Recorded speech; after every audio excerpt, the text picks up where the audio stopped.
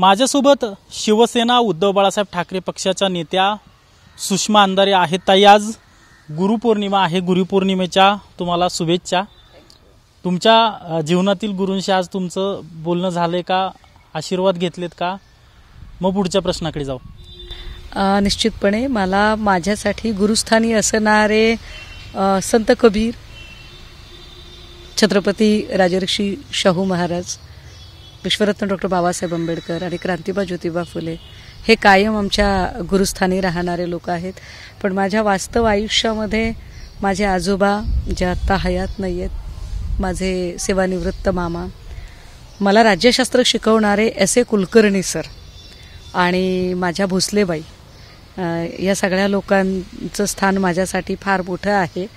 राजकारणात गुरुस्थानी मानायचं असेल आणि काही शिकायचं असेल तर पवार साहेबांकडून शिकलं पाहिजे आपण. राजकारणातील तुमचे गुरु पवार साहेबांना मानता तुम्ही? मला असं वाटतं की काही ठिकाणी कुणाला इग्नोर करायचं आणि कुणाला हायलाईट करायचं हे शिकायचं असेल तर पवार साहेबांकडून शिकलं पाहिजे. आणि राजकारणामध्ये पराकोटीचा संयम बाळगणं काय असतं, म्हणजे कधी कधी तो संयम छळवादी वाटायला लागतो, इतका संयम बाळगणं आणि कितीही कठीण परिस्थिती आली तर अजिबात विवेक ढळू न देणं, हा गुण मला वाटतं मी उद्धव साहेबांकडून घ्यायला हरकत नाही. त्यामुळे ही दोनही माणसं ग्रेट आहेत. आज गुरुपौर्णिमा आहे. संजय शिरसाटांना आयकर विभागाची नोटीस आली, त्याच्यावर एक सूचक ट्विट केलं तुम्ही. नेमकं काय सांगायचं आहे त्या ट्विटमधून तुम्हाला? नाही, संजय शिरसाटांनीच सांगितलं, मी सांगायची काय गरज आहे. खरं तर संजय शिरसाट आणि संजय गायकवाड दोघांनीही एसएनसीची पार चव घालवली आहे. आता आज संजय शिरसाट म्हणाले की नोटीस काय मला एकट्यालाच आली का, श्रीकांत शिंदेंना पण आली आहे. त्यात मला वाटते अजून कुठल्या तरी एका वृत्तवाहिनीने आपल्यासारखीच एक बातमी दिली की ही नोटीस फक्त श्रीकांत शिंदेंनाच नाही तर दोघा बापलेकांना नोटीस आहे. आता नेमकी दोघांना नोटीस आणि नेमके त्याच वेळेला शिंदे दिल्लीला गेलेले. आता त्यांचं असं म्हणणं आहे की मी गुरुपौर्णिमेनिमित्त गेलो. मला फार कमाल वाटते राव. म्हणजे इतकं कसं माणूस बदलू शकतं इतक्या चटकन. म्हणजे कालपर्यंत यांनी आमचं दिघेंशी किंवा आमचं बाळासाहेबांशी नातं किती घनिष्ठ आहे हे सांगण्यासाठी अक्षरशः करोडो रुपयाचा चुराडा करून धर्मवीर 1 आणि धर्मवीर 2 बनवला. आणि त्या धर्मवीर 1 मध्ये त्यांनी पाक त्या गुरुपौर्णिमेला आनंद दिघेजी बाळासाहेबांच्या पाय धुतायत, त्यांच्या पायावरती केवड्याची फुले वाहतायत वगैरे वगैरे दाखवलं आणि सांगितलं की मी सुद्धा त्याच गुरुशिष्य परंपरेतला आहे आणि माझे गुरु धर्मवीर आनंद दिघे आहेत. आता जर गुरु धर्मवीर आनंद दिघे आहेत हे त्या पिक्चर काढून सांगितलं असेल तुम्ही, तर आजच्या गुरुपौर्णिमेच्या दिवशी एकतर एकनाथ शिंदेंनी बाळासाहेबांच्या समाधीवर असायला पाहिजे होतं. खैर त्यांनी असू नये, असू पण नाही, जाऊ दे, नाही आले ते बरं झालं. कारण ज्या दिवशी ते जय गुजरात म्हणाले त्याच दिवशी त्यांनी वंदनीय बाळासाहेबांच्या विचारांशी असणारी उरली सुरली नाळ सुद्धा तोडून टाकलेली आहे. आणि प्रताप सरनाईकांनी जेव्हा पत्रात सांगितलं की महाराष्ट्राची मुंबई ही गुजरातची राजधानी, तेव्हा या खालच्याही सगळ्या गद्दारांनी कशी ती नाळ तोडली हे स्पष्ट झालंय. त्यामुळे तुम्ही वंदनीय बाळासाहेबांच्या समाधीस्थळावर नव्हता ठीक आहे, पण जो धर्मवीर पिक्चर बनवून तुम्ही सांगितलं की नाही नाही आम्ही आनंद दिघेंचे वारसदार आहोत, आम्ही त्यांचे शिष्य आहोत, तर मग आज त्यांनी दिघेंच्या आश्रमात असायला पाहिजे होतं. पण एकनाथ शिंदे आज दिघेंच्या आश्रमाच्या ऐवजी आज ते दिल्लीला होते. याचा अर्थ गुरुपौर्णिमेच्या मोक्यापेक्षा काय इन्कम टॅक्सचा धोका मोठा आहे का? पण यातनं एक दुसरी गोष्ट म्हणजे हे तर एकनाथ शिंदेंचा किंवा एकूण यांचा काय बदलणारे चेहरे आहेत आणि हे यांचं नेमका चेहरा काय आहे हा लोकांच्या समोर येतो हे तर खरंच आहे. पण या निमित्ताने अजून एक गोष्ट स्पष्ट होती. अजित पवारांच्या एंट्रीने महायुतीमध्ये बऱ्यापैकी एकनाथ शिंदेंची कोंडी होत चाललेली आहे. आणि अशी कोंडी होत असतानाच नेमकं एकनाथ शिंदेंचेच सगळे मंत्री आणि आमदार कसे अडचणीत येत आहेत ते आपण बघतोय. मग गोगावलेंचं पालकमंत्री पदावरूनची अडचण असेल किंवा दुसऱ्या आमदारांचे प्रॉब्लेम्स असतील, जसं म्हटलं की शिरसाट आणि गायकवाडने तर पाक चव घालवलेली आहे, ते विट्स हॉटेलचा प्रॉब्लेम असेल. यातून असं याचा स्पष्ट अर्थ असा दिसतो की भारतीय जनता पार्टीच्या लेखी एकनाथ शिंदेंची गरज आता संपलेली आहे आणि एकनाथ शिंदेंनी भविष्यात कधीही डोकं वर काढू नये म्हणून हा चौकशीचा वरवंटा कायम छातीवर ठेवला तोच प्रश्न आहे ताई की आता शिंदेच्या शिवसेनेकडे यंत्रणांनी आपला मोर्चा वळवल्याचं दिसतंय. शिंदेकडे मोर्चा वळवलाय म्हणण्यापेक्षा शिंदेकडे आधीपासूनच त्यांचं लक्ष आहे. फक्त त्यांना ते आठवण करून देत आहेत की गाफील राहू नका, तुम्ही जरा जरी चू केलं तरी आम्ही तुम्हाला केव्हाही घेरू शकतो, हा सांगण्याचा तो प्रयत्न आहे. मधल्या काळामध्ये एकनाथ शिंदेचे मंत्री ज्या पद्धतीने की आम्हाला निधीच वापरला जाऊ देत नाहीये किंवा आम्हाला निधी देत नाहीयेत, अजित पवार मनमानी करताहेत, हे जे सगळं चालू होतं, या पार्श्वभूमीवर एकनाथ शिंदेच्या कुठल्याही मंत्र्याने उफ सुद्धा करू नये याची पुख्ता सगळी तयारी ही आता बऱ्यापैकी या लोकांकडून झालेली दिसते. संजय गायकवाडांनी चव घालवली असं तुम्ही म्हणताय, मात्र संजय गायकवाडांवर एवढं मोठं प्रकरण हाणामारीचं झाल्यानंतर देखील अजून कोणतीही तक्रार दाखल नाहीये किंवा गुन्हा दाखल नाहीये. नाही, काय आहे, ह्यांनी चव घालवली हे ठीक आहे, परंतु काय म्हणता येईल त्याला की स्वतःला जर काही त्याची बांधिलकी असेल तर तक्रार करतील ना. काय देवेंद्र फडणवीसांना तक्रार करायचा अधिकार आहे बरं? ज्या देवेंद्र फडणवीसांना आणि त्यांच्या पक्षाला तिकडे त्या दुबेला शांत बसवणं होत नाही, रोज एक प्रकरण निघतं. म्हणजे कधी अनिल बोंडे कुठल्या तरी महिला कर्मचाऱ्याच्या सोबत वाईट वागतो, कधी गीता जैन एका इंजिनियरला मारहाण करते, कधी संतोष बांगर तहसीलमधल्या कर्मचाऱ्यांना शिवीगाळ करतो. तर एकूण हे सगळे एसएनसीचे सगळेच लोक जर बघितले तर हे ज्या पद्धतीने वागतात, परंतु यावर काहीही कारवाई होताना दिसत नाही. म्हणजे जे देवेंद्र फडणवीस 3 दिवसांपूर्वी आम्हाला शहाणपण सांगताना सांगत होते की लोकशाही व्यवस्था आहे, गुंडगिरी खपवून घेतली जाणार नाही, मग आता काय करताय? कारण तुम्ही ज्याला मारहाण केली आहे तो चतुर्थ श्रेणी कर्मचारी आहे. He was only serving there. तो फक्त आणि फक्त तिथे वाढप्याचं काम करत होता. मूळ काही दोष असेल तर तो ज्याचं कॉन्ट्रॅक्ट आहे त्याचा दोष आहे. आता कॉन्ट्रॅक्ट समजा तुम्ही अमराठी माणसाला दिले तर देणारे पण तुम्हीच आहात. तर तुम्ही त्याच्यावर, विशेष की तुम्ही आमदार आहात, तर तुम्ही सभागृहात सुद्धा तो प्रश्न रेज करू शकला असतात. पण तुम्हाला जेवण निकृष्ट मिळतंय म्हणून तुम्ही मारहाण करताय, परंतु वसतिगृहातल्या लेकरांना निकृष्ट जेवण मिळतंय, त्याच्यावर कोण आवाज उठवेल बरं? अंगणवाडीचा पोषण आहार अत्यंत निकृष्ट दर्जाचा मिळतो, त्यावर कोण आवाज उठवेल? परंतु काहीही झालं तरी या लोकांवर कसल्याही कारवाया करायच्या नाही, ही देवेंद्रजींची राजकीय अपरिहार्यता आहे. ते इतके अपरिहार्यतेने बांधलेले आहेत की देवेंद्रजींची मनोमन इच्छा आहे की एसएनसीचे आमदार जास्तीत जास्त बदनाम झाले पाहिजेत, डॅमेज झाले पाहिजेत, जास्तीत जास्त लोकांनी त्यांच्याकडे बोटं दाखवली गेली पाहिजेत. म्हणजे देवेंद्रजींचा आत्मा निश्चितपणे आत्म सुखावत असेल, परंतु ते थेटपणाने कारवाई करू शकत नाहीत. ही कोणती तरी त्यांची नक्की अपरिहार्यता असली पाहिजे. मात्र होय, कालच्या प्रकारानंतर संजय गायकवाडवर कारवाई होणं अपेक्षित आहे. किंबहुना या अधिवेशन कालखंडादरम्यान त्यांचं आमदारकीचं निलंबन होणं तरी फार गरजेचं आहे. ताई, बोलताना आता तुम्ही भाजपचे खासदार दुबेंचा उल्लेख केला. दुबेंनी आज देखील सांगितलेलं आहे, ते ठाम आहेत की ठाकरे बंधू राज्याच्या बाहेर आल्यानंतर त्यांना पटक पटक्के मारेंगे, आणि त्या विधानावर ते आज देखील ठाम आहेत. नाही, काय आहे, दुबे हा म्हणजे काय म्हणता येईल त्याला, अत्यंत अज्ञानी बालक असं म्हटलं तरी चालेल. दुबे ज्या पद्धतीने बोलत आहे, दुबेचा बोलविता धनी कोण आहे हे जास्त महत्वाचं आहे. फडणवीसांनी पहिल्यांदा इथे मराठी विरुद्ध ओबीसी असा वाद निर्माण करायचा प्रयत्न केला, नंतर हिंदू विरुद्ध मुस्लिम असा वाद निर्माण करायचा प्रयत्न केला, आणि आता त्यांना अजून एक नवीन कार्ड खेळायचंय, आणि त्या नवीन कार्डमध्ये ते मराठी विरुद्ध अमराठी हा वाद करू इच्छितात. खरं तर कालपासून मी खूप साऱ्या रील्स बघितल्या, तर अनेक भाषिक लोक हे मान्य करतात की होय, आम्ही कुठल्याही भाषेला बिलॉंग करत असलो तरी जर आम्ही 20-25 वर्ष महाराष्ट्रात राहतो आणि आता आम्ही इथले स्थानिक म्हणवले जातोय, तर आम्ही निश्चितपणे इथल्या स्थानिक भाषेचा आदर केला पाहिजे.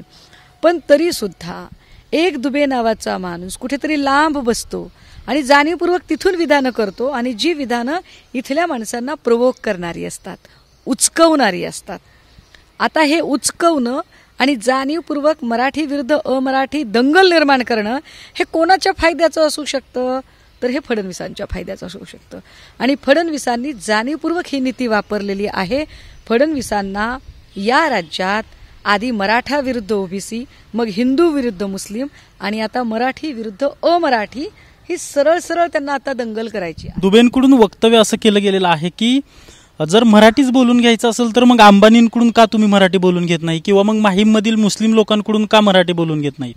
एक लक्षात घ्या, आपण कोणाला मराठी बोलायचा आग्रह करतोय किंवा मराठी आलं पाहिजे किंवा मराठीचा आदर ठेवला पाहिजे, हे कुणाकडून आपण अपेक्षा करतोय? तर जी रोजच्या दैनंदिन आयुष्यात जी भेटणारी माणसं आहेत, जी रोज बोलतायत चालतायत, म्हणजे कॉल सेंटरचा फोन आला तर आम्ही त्यांना फार आपुलकीने सांगतोय की दादा तुम्ही मराठीत सांगा. आम्हाला एअरटेलचा फोन आला, वोडाफोनचा आला, आयडियाचा आला, तर तुम्ही मराठीत बोला. अपेक्षा काय आहे आमची की त्यांना कळावं की कॉल सेंटरवर मराठी भाषिक पोरांना सुद्धा ठेवलं गेलं पाहिजे, मराठी भाषिक पोरांना त्यानिमित्ताने रोजगार मिळेल, ही आपली अपेक्षा आहे आणि म्हणून आपण त्यात आग्रही आहोत. अदानी आणि अंबानी यांचे इथे रोजचे व्यवहार आहेत का? ते इथे आम्हाला रोजच्या व्यवहारात भेटत आहेत का? त्यांच्या ज्या काही बिझनेस मीटिंग कॉर्पोरेट लेवलच्या तिकडे होत असतील तिथे तो वर्गही असेल ना. ज्या क्लाससोबत ते बोलत आहेत ते कदाचित इंग्रजीच बोलत असतील. ते काही तिथल्या आंतरराष्ट्रीय पातळीवरच्या नेत्यांशी बोलताना ते काही त्यांच्या गुजराती किंवा इतर भाषेत बोलत नसतील.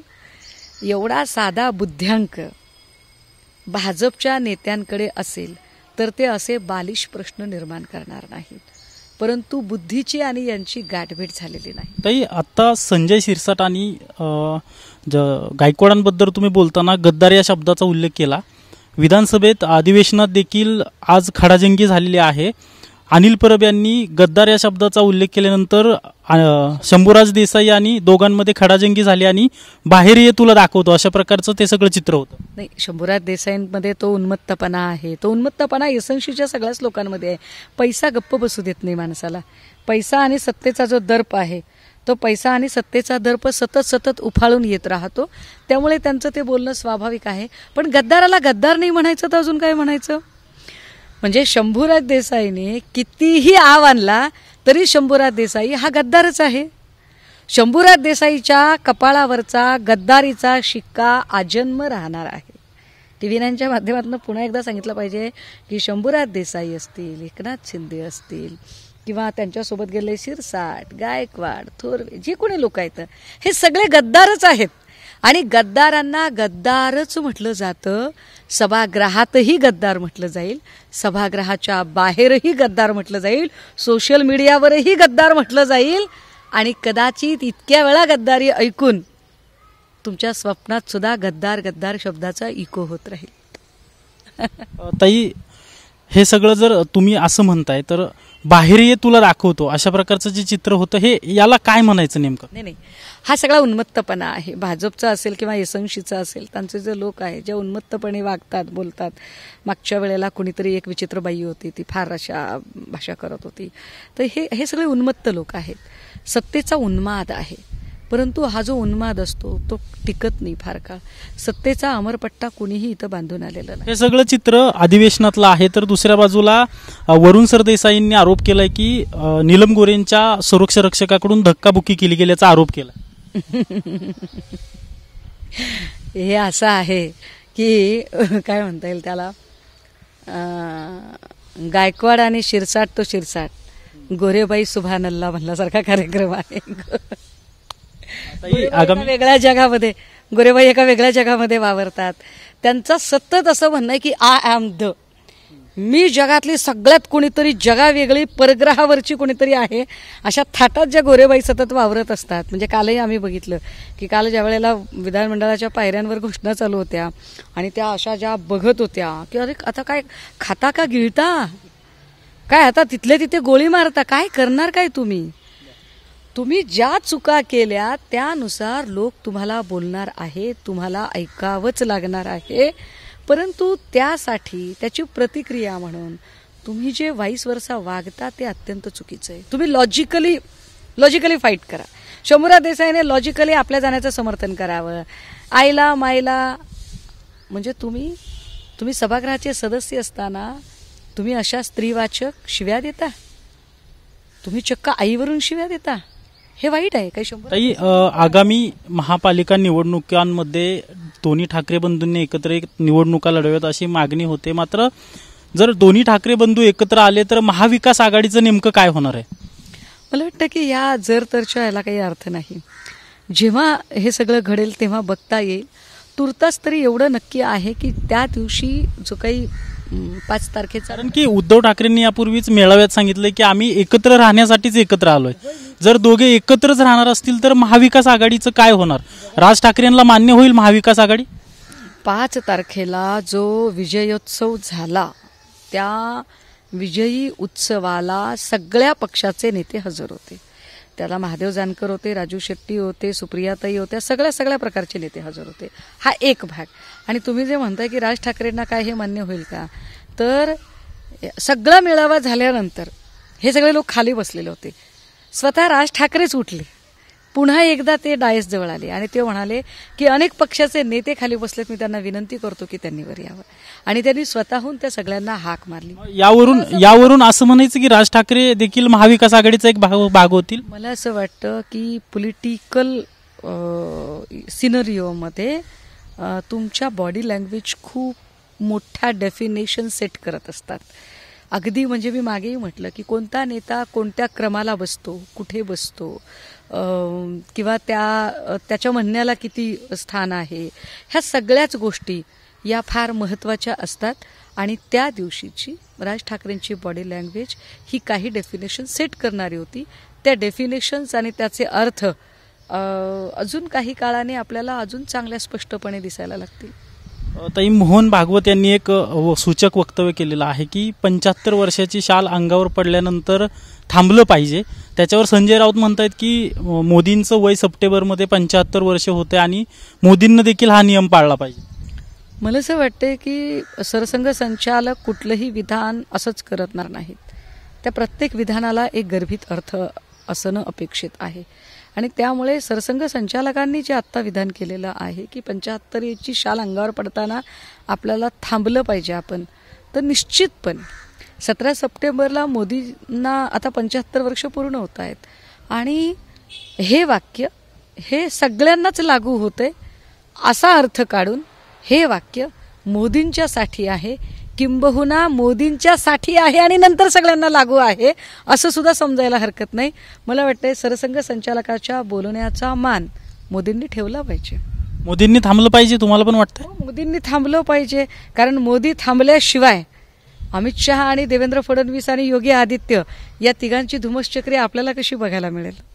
नक्कीच आपण पाहतोय की सरसंघ चालक मोहन भागवत यांनी हे मोदींसाठीच सांगितलेलं आहे अशा प्रकारचं वक्तव्य जे आहे ते सुषमा अंधारे यांच्याकडून केल्याचं आपल्याला पाहायला मिळत आहे. कॅमेरा पर्सन शहाजीसह अजिंक्य धायगुडे, TV9 मराठी, पुणे.